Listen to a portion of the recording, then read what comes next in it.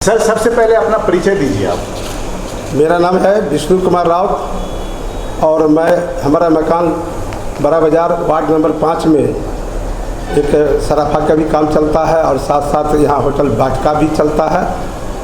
और यहाँ पर बगल में एक पेट्रोल पंप भी है अपना जगतपुर के रोड में। इस तरह से हम लोग का अपना पूर्वज से ही खेती बाड़ी भी होता है, जो गांव-गांव में कई स्थानों में हमारा अभी तक ज़मीन भी है। और मैं 15 वर्षों की अवस्था से राष्ट्रीय स्वयंसेवक संघ के आरएसएस का झंडा माने शाखा लगाने का काम सूरी हाई स्कूल के मैदान में कई वर्षों तक हम मुख्य शिक्षक का काम किए। आपसे ये जानना है, सामने में नगर निगम चुनाव है, जानकारी मिली है कि आप खुद भी एक उम्मीदवार बनने जा रहे हैं। किस पद के लिए उम्मीदवार आप हैं, आप हमारे दर्शकों को अपने माध्यम से बताएं। मैं मधुबनी नगर निगम जो नया में बने हैं, कई वर्षों के बाद हम लोग को ये लाभ मिला है, इस शहर वासियों को मिला है। और कई नए इस वार्ड को जोड़ा गया है, जो अभी 30 थे पुराने, तो आज 45 हो गया है। मैं इस वार्ड पर मेयर पद के लिए मैं अपना उम्मीदवार बन रहा हूँ, भावी उम्मीदवार हूँ। और मैं इसलिए बनना चाहता हूँ कि मैं पहले भी 2000 ईस्वी में मधुबनी विधानसभा से चुनाव भी लड़ा हूँ, जिसमें आप सब उस ज़माने में देखे होंगे कि 5,000 वोट नहीं आता था किसी को। हमारे माननीय पूर्व मंत्री अभी पूर्व विधायक रामदेव महतो जी यहाँ से लड़े तो 5,000 वोट आया। पंडित ताराकांत झा जी जो प्रदेश के अध्यक्ष थे भारतीय जनता पार्टी को, उनको भी 5,000 वोट आया था। लेकिन हमको यहाँ के मधुबनी वासियों ने 2000 ईस्वी में 75-7600 वोट दिए थे मधुबनी के लोगों ने। इसलिए मैंने भारतीय जनता पार्टी के साथ नगर अध्यक्ष के रूप में 4 वर्षों तक हम 2000 ईस्वी से काम किया हूँ। इस वार्ड के अंदर में 30 वार्ड थे, 30 वार्ड में एक जो वोटर जो हमारे हैं समाज के हैं, उनको घर से और नाम से हम जानते हैं। एक वार्ड में हमारे नाम से सभी परिचित है, क्योंकि मैं मधुबनी विधानसभा का माननीय पूर्व भारत सरकार के मंत्री माननीय हुकुमदेव नारायण यादव का मधुबनी का प्रभारी भी रहा। रामदेव महतो का जी मैं विधानसभा का प्रभारी बन करके काम किया हूँ इस क्षेत्र के अंदर में। इसलिए मैं चाहता था कि यहाँ एक बार विधायक बने, अब विधायक बन के जनता को सेवा करने का काम था। हमें भगवान का दिया हुआ कोई कमी नहीं था, लेकिन फिर भी मैं उस सेवा के भावना से काम करना चाहता था। इसलिए हमको 3 बार रामदेव जी को भी मैंने विधायक बनाए थे मधुबनी क्षेत्र से।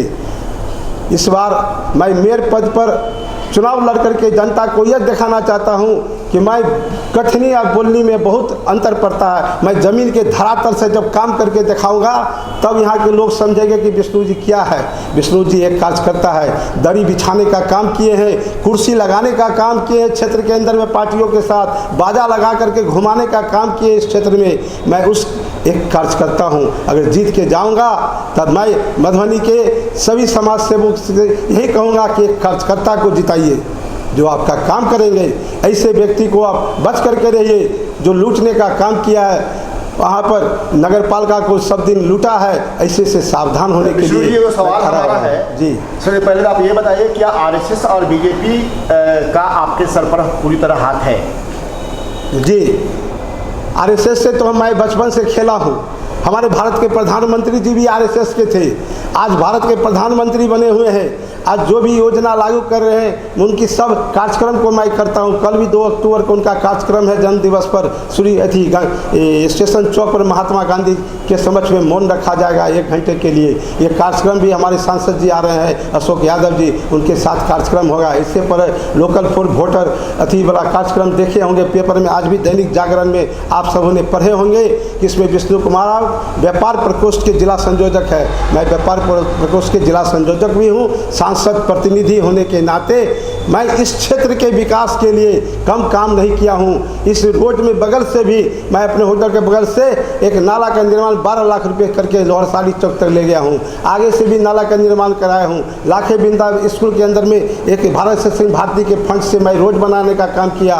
यहाँ पर 12 वार्ड में सरवण पूर्वे जी के घर के पास में वीरेंद्र लस्सी वाले के नाम सभी जानते होंगे, उनका रोड का निर्माण करवाया। इस तरह से मधुबनी शहर में कई ऐसे वार्डों है जिसमें मैं सांसद कोष से मैं खुद वहाँ प्रतिनिधि के नाते काम कराने का काम किया। कोई नहीं कह सकता है कि विष्णु जी एक कप चाय भी किसी से पिए। और पैदा होता है, जैसे अभी भावी उम्मीदवार में बहुत लोगों का नाम आ रहा है और बड़े से बड़े प्रलोभन देने का काम किया जा रहा है। आप खानदानी रईस इस मामले में हैं कि अल्लाह ने आपको सब कुछ दे रखा है, भगवान ने सब कुछ दे रखा है, तो क्या लग रहा है कि लोग उन बड़े बड़े वादों के पीछे गुमराह हो जाएंगे? देखिए, लोकतंत्र है, इसमें जिनको खड़ा होना है उसके लिए मना नहीं है। मैं किसी भी के बारे में विरोध में नहीं बोलना चाहता हूँ, इसलिए कि जनता सबको पहचानता है मैं क्या हूँ नहीं हूँ। जब क्षेत्र में जाते हैं तो लोग कहता है आपके ऐसा आदमी तो मिलना मुश्किल है। हम जिस गांव में पले हैं, जो भी वार्ड बना है, चाहे वो मारल का हो, चाहे जगतपुर का हो, चाहे जितवारपुर का हो, सब गांव के लोग, बसवारा में हो, वहाँ रजहन में हो, हमारा रजहन में 16 बीघा का एक वो प्लॉट हमारा है। और रजहन में रामविलास यादव जी हमारे अति रह चुके हैं, हमारे नेता है बहुत बड़ा डॉक्टर रामविलास यादव। हम लोगों का कमाल वही संभालते थे पूरा रजहन का। और आज जो भी क्षेत्र है, हम बचपन से उस गांव में पले हैं, लोग हमको खिलाया है। यादव का बस्ती हो चाहे किसी भी जाति को, ब्राह्मण बस्ती में हमारे बगल में बैठे हैं पवन झा जी, वो मारर के हैं। अब मारर के सभी ब्राह्मणों का ये पूजा वूजा करते हैं, जो भी कार्यक्रम करते हैं उसमें हम लोग को भी बुलाते हैं और सारे ब्राह्मण का ये कोषा के अध्यक्ष है। तो हम ये कहना चाहते हैं कि खड़ा होने के लिए किसी को मना नहीं है, लेकिन हम ये कहें कि जिस गांव से जो भी वार्ड जोड़ा गया है, हम वहाँ बचपन में खेले हैं और हमको वहाँ के लोग खिलाया है, बचपन में घुमाया है गोदी में लेकर के। मैं उसको कैसे भूल सकता है? ऐसे भी है जो गांव में जाने के बाद वो सिर्फ जानते हैं। हमको वहाँ गांव में लोग कहते थे कि वहाँ हम लोगों का यही सब आप ही हैं, इसलिए कि उस गांव को देख रेख हम आज से नहीं कर रहे हैं। एक एक गांव है बगल में, मुसर टोली है जो जगतपुर में, जो 87 के बार में उसको हम खिलाने का काम किए थे, हाफ पैंट पहन करके। उसके ब्रह्म स्थान को हम बनवाए। कई ऐसे जगह है जिसको उनको कपड़ा दिए, भोजन दिए। इसके लिए हम हमेशा समाज सेवा में लगे रहे हैं। हमसे जो हो पाता है, जो भी आया, बेटी की ब्याह में भी हम खरगांव कहते हैं और लोग कहते हैं कि नया नया जुड़े हैं महिनाथपुर, हम यहाँ जो है खुशमोल, हम सब क्षेत्र में हमको लोग जानते हैं। इसलिए जानते हैं कि वहाँ की बेटियों की शादी में हम उनको मदद भी करते थे और उन लोगों से हम हमेशा समाज सेवा के नाम पर हमेशा मिलते जुलते रहे हैं। इसलिए हमको उम्मीद है कि इस मधुबनी में जो भी मेयर का चुनाव होने जा रहा है, जो भी सीमांकन किया गया है, हमारे लिए एक एक घर लोग जानते हैं हमको। सर, एक सवाल है आपके लिए। नगर निगम नाम से ही बदनाम रहा है। अब तक घूसखोरी, रिश्वतखोरी, लूट खिसोट का बोलबाला रहा है। क्या आप अगर मेयर बन जाते हैं तो क्या करेंगे और कैसे करेंगे आप? देखिए, सबसे पहले हम जो भ्रष्टाचार है उसके अंदर में जो भी खाया है, जो लूटने का काम किया है, वो सबको पहले छानबीन कर करके उसका हम पहले उजागर करेंगे आप लोगों के जनता के समक्ष में कि ये लोग क्या थे और कैसे। इंदिरा आवास में हम गांव के क्षेत्र में घूमे हैं तो लोग कहते हैं कि देखिए अधूरा मकान पड़ा हुआ है। क्यों? उसका कमीशन तो खा गया, कमीशन भी खाया है और मकान भी अधूरे छोड़ दिया, पैसा भी लिया है और उसके बाद भी उसको अलॉट नहीं किया गया मकान के लिए। जन धन योजना में आज अगर किसी भी, हम ये भी कहना चाहते हैं कि हिंदू हो चाहे मुसलमान भाई हो, मुसलमान भाई रफ़ीक आलम जी का नाम सब सुने होंगे। रफ़ीक आलम जी एक दर्जी का काम करते थे, मास्टर। जिस समय में आज से 15 वर्ष हो गया मधुबनी से बस स्टैंड लेकर के छुतरी पुला पर जाने लगा, तो यही रफ़ीक आलम को लेकर के मैंने मधुबनी को पूरा नुक्कड़ सभा के द्वारा घेर लिए और चारों तरफ से यही लोगों को कहें कि कल पूरा बंदी करके दिखा दो, एक भी चाय की दुकान नहीं खुलना चाहिए। और कौन महादेव था, राजेंद्र कुमार करके कोई डीएम थे उस समय, और राजेंद्र क्या उस समय में, उस समय में 15 वर्ष की बात है, मैंने जो नुक्कड़ सभा करके जो मधुबनी को बंद करके दिखाया। आप लोगों को जानकारी होगी, ये विष्णु राउत वो बस स्टैंड को नहीं जाने दिए। क्यों?